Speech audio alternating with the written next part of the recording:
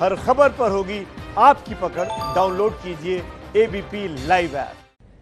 तो विकास के एनकाउंटर ने शहीदों के परिवार वालों को संतुष्टि पहुंचाई है, तो सियासत भरपूर हो रही है। तमाम तरीके के सवाल सिस्टम पर और इस एनकाउंटर पर उठाए जा रहे हैं, लेकिन आखिर में सत्य क्या है? सच ये है कि एक दुर्दांत अपराधी मारा गया है एनकाउंटर में। विकास दुबे को सरेंडर करने के लिए कहा गया था एडीजी प्रशांत लोन, और ये कह रहे हैं विकास दुबे ने जान लेने की नीयत से गोली चलाई और इसीलिए सेल्फ डिफेंस में पुलिस को जवाबी कार्रवाई करनी पड़ी। केस से जुड़े 12 लोगों की तलाश अभी भी जारी है, ये उनकी तरफ से कहा जा रहा है। लेकिन अब क्या कुछ कहा और कैसे पिछले 24 घंटे में किन किन परिस्थितियों में पुलिस को यह कदम उठाना पड़ा, सुनिए एडीजी लॉन और प्रशांत कुमार से।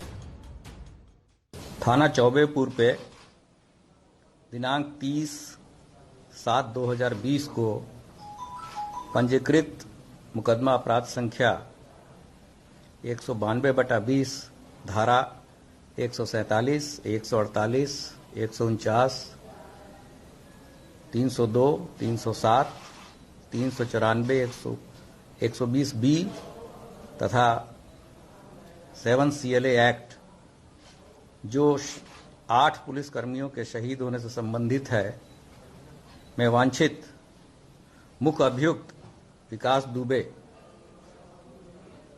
जिसकी हिस्ट्री शीट संख्या 139A है, को उज्जैन मध्य प्रदेश पुलिस द्वारा गिरफ्तार किए जाने के पश्चात उत्तर प्रदेश पुलिस व STF द्वारा आज दिनांक 10/7/20 को कानपुर नगर लाया जा रहा था। कानपुर नगर भौती के पास प्रातः लगभग 6:30 बजे पुलिस का उक्त वाहन दुर्घटनाग्रस्त होकर पलट गया, जिससे उसमें बैठे अभियुक्त व पुलिस जन घायल हो गए। इस दौरान अभियुक्त विकास दुबे उपरोक्त ने घायल पुलिसकर्मी की पिस्टल छीनकर भागने की कोशिश की। पुलिस टीम द्वारा पीछा कर उसे घेर कर आत्मसमर्पण करने हेतु कहा गया, किंतु वह नहीं माना और पुलिस टीम पर जान से मारने की नीयत से फायर करने लगा।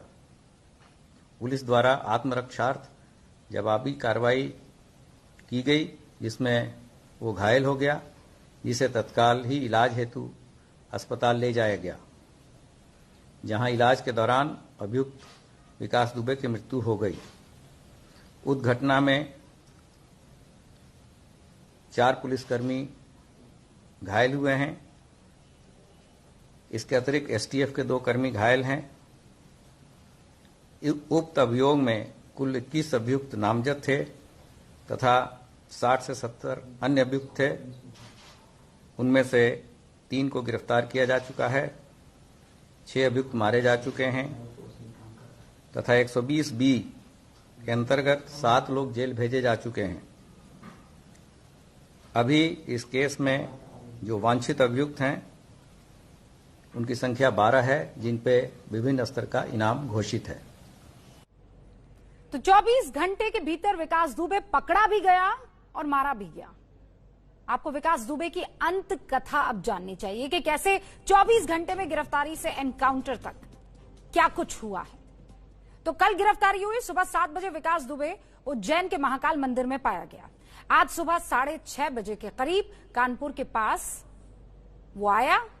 पहचान पत्र के आधार पर उसने मंदिर में एंट्री ली और महाकाल के दर्शन किए। ये मैं कल की बात बता रही हूं। आज गाड़ी पलटने के बाद विकास दुबे ने पुलिस वालों पर फायरिंग करने की कोशिश की। उधर मंदिर के सुरक्षा गार्ड ने विकास दुबे को पहचान लिया, पुलिस के हवाले कर दिया। इधर विकास ने पुलिस वालों पर फायरिंग की और जवाबी फायरिंग में ढेर हो गया। ये पिछले 24 घंटे में सब कुछ और पूरी कहानी आपके सामने। सुबह 9 बजे के करीब गिरफ्तार किया गया और आज सुबह 7 बजे के करीब एनकाउंटर इसका कर दिया गया।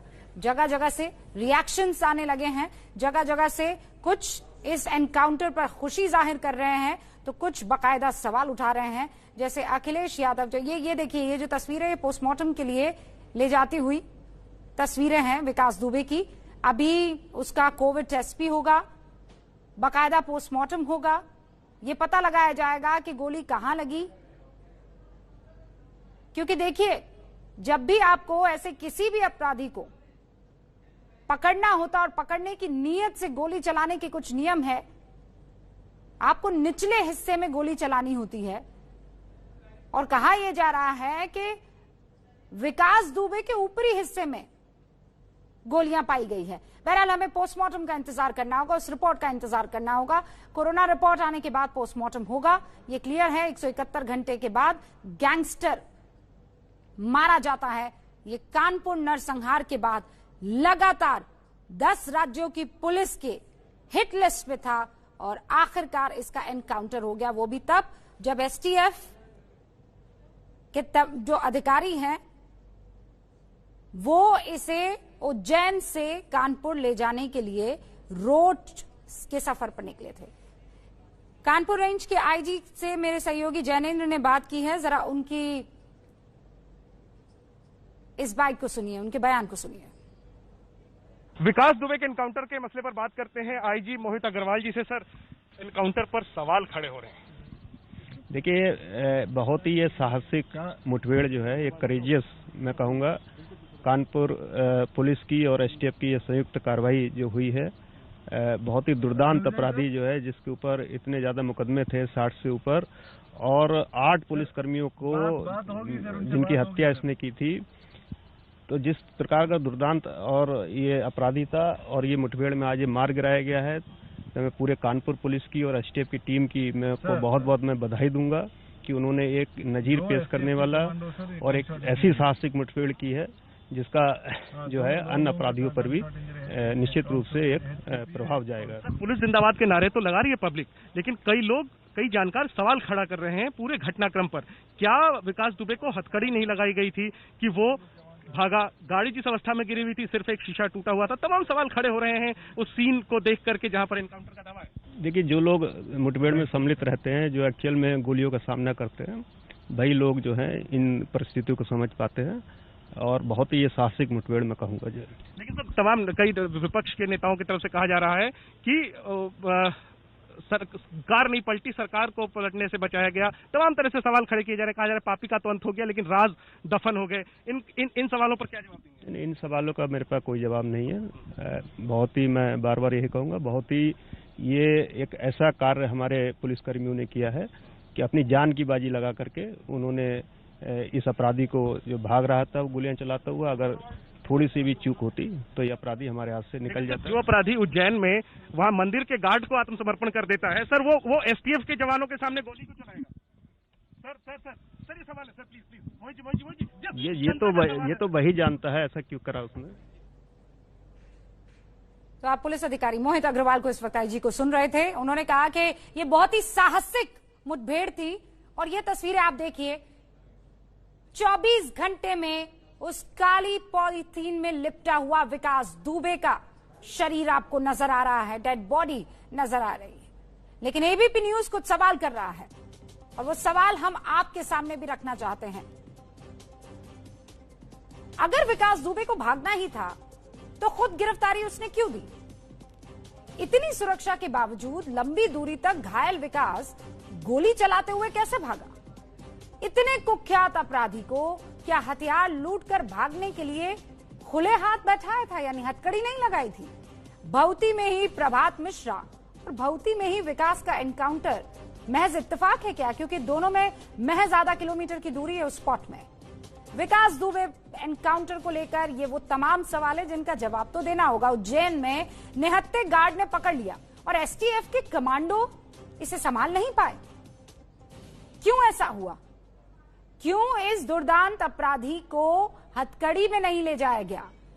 और कैसे हो सकता है कि वो हथियार लेकर, वो भी तब जब वो लंगड़ा कर चलता था, इतनी दूर तक गया और उसने गोली ऐसी चलाई जैसा एडीजी लॉ एंड ऑर्डर बता रहे हैं कि मारने के नीयत से, खत्म करने की नीयत से। दुबे को आज सुबह 6:30 से 7 बजे के बीच कानपुर के भौती में मारा है।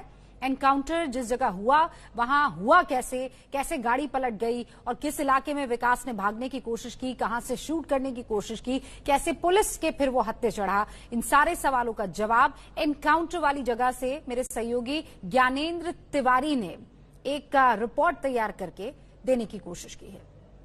कि जो सड़क से घटना स्थल की दूरी है, जहां पर विकास दुबे को गोली लगी है, जहां वो घायल हुआ है, अब मैं आपसे बात करते करते चलते चलते उस जगह पर पहुंच गया हूं, उस स्थान पर पहुंच गया हूं जहां गाड़ी पलटी थी। ये दूरी है 200 से 300 मीटर की दूरी।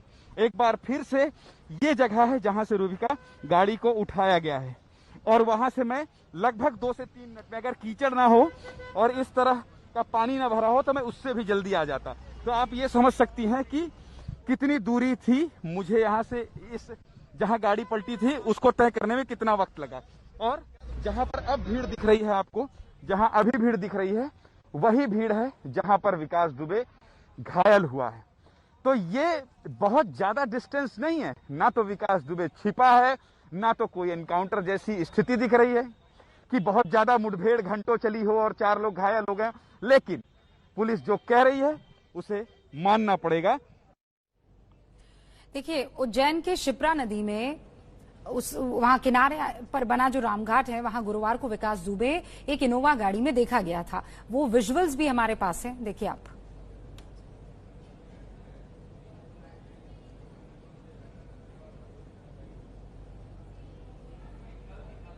ये कल की तस्वीरें हैं। ये देखिए, शिप्रा नदी के किनारे गाड़ी दिख रही है आपको, इनोवा। और ये बहुत धुंधली है तस्वीर, लेकिन आप कद काठी से अंदाजा लगा सकते हैं इसी इनोवा गाड़ी में, और ये एक टैक्सी है क्योंकि येलो नंबर प्लेट है, आप इससे अंदाजा लगा सकते हैं। यहां भी एक सीसीटीवी कैमरा है और उसी कैमरे से ली गई तस्वीर है जहां पर शिप्रा नदी के किनारे, क्योंकि क्या खबर आई थी कि इसने बाकायदा स्नान किया था और पूरे मंदिर का भ्रमण किया था, मंदिर में दर्शन किए थे और उसके बाद ये पुलिस की गिरफ्त में आया।